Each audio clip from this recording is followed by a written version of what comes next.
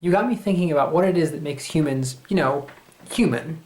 What is it that makes me different from that very impressive Highland cow you have a postcard of? Aside from the obvious points of being not quite so furry and not having awesome horns growing out of my head. It's times like these I wish I could grow a real beard. The variety of religious explanations for this are all interesting, but I've never had much use for them personally. The evolutionary idea, like that we naturally form complex social structures, or that learning how to cook food led to having excessively large brains, are probably all true, but they explain how humans became different, not what it is that currently makes humans different from cows. I think there are two answers. First, metaphor, and second, we do things that don't make sense.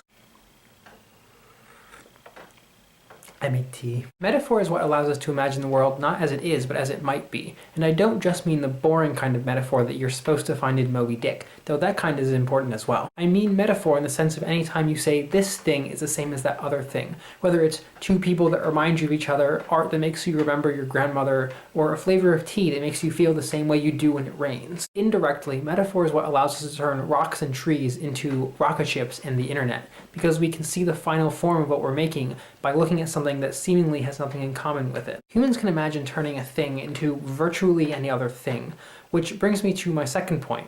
Things that don't make sense. Obviously, I can't really confirm this, but it's my suspicion that the things that animals do make sense to themselves, even if they don't make sense to us. Take this adorable puppy, for example. When this adorable puppy goes to sleep, he turns around in a circle a couple times before lying down.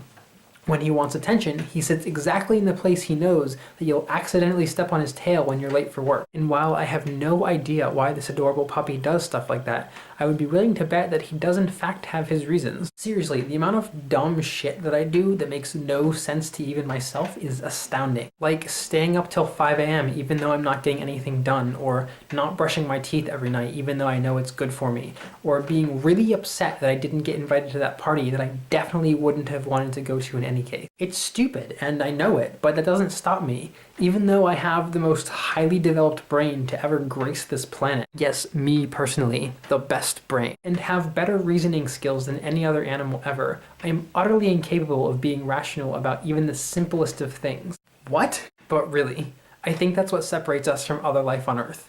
We do things that don't make sense because we prefer to see the world as we want it to be, not as it is. And the end result of that? The internet. Also science and music and stuff, but mostly the internet. I'll talk to you soon.